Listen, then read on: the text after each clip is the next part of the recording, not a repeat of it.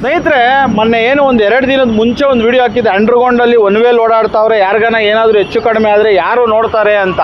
ನೋಡ್ರಿ, ಈ ದಿನ ಎಲ್ಲರಿಗೂ ಪೊಲೀಸವ್ರು ಬಂದು ಫೈನ್ ಹಾಕ್ತಾವ್ರೆ. ಒನ್ ವೇಲ್ ಯಾರ್ಯಾರು ಓಡಾಡ್ತಾರೋ ಅವ್ರಿಗೆಲ್ಲ ಫೈನ್ಗಳು ಬೀಳ್ತಾವೆ. ದಯವಿಟ್ಟು ಎಚ್ಚರಿಕೆಯಿಂದ ಇರಿ, ಯಾರು ಈ ಕಡೆ ಬರೋಕ್ಕೆ ಹೋಗ್ಬೇಡ್ರಿ. ಕರೆಕ್ಟ್ ರೂಟ್ ಆ ಕಡೆ ಐತೆ, ಆ ಕಡೆ ಹೋಗ್ರಿ, ಈ ಕಡೆ ಬನ್ನಿರಿ.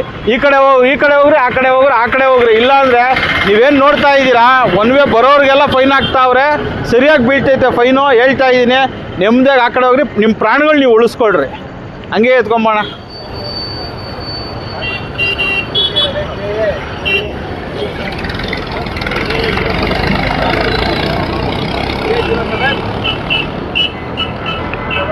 ನೋಡಿ ಸ್ನೇಹಿತರೆ, ಒನ್ ವೇಲ್ಲಿ ಏನು ಹಳೆ ಬಕ್ಕೆಯಲ್ಲಿ ಒನ್ ವೇಲ್ ಬರ್ತಾ ಇದ್ದೀರಾ, ಎಲ್ಲರಿಗೂ ಫೈನ್ಗಳು ಬೀಳ್ತಾವೆ. ನಮ್ಮ ದೊಡ್ಡಬಳ್ಳಾಪುರ ರೈಲ್ವೆ ಸ್ಟೇಷನ್ನು ಹಳೆ ಬಕ್ಕೆ, ಹೊಸ ಬಕ್ಕೆ.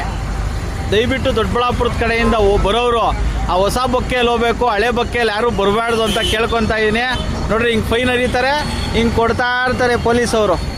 ನೋಡಿರಿ ಎಷ್ಟುದ್ದ ಐತೆ. ತಗೋಣ ಅಣ್ಣ, ತೊಗೊಳಪ್ಪ, ಬಿಲ್ ತೊಗೊಳಪ್ಪ. ಅಣ್ಣ, ಇನ್ಮೇಲೆ ಬರಬಾರ್ದು ಒನ್ ವೇ ಅಲ್ಲಿ. ಈಗೇನಷ್ಟು ಒನ್ ವೇ?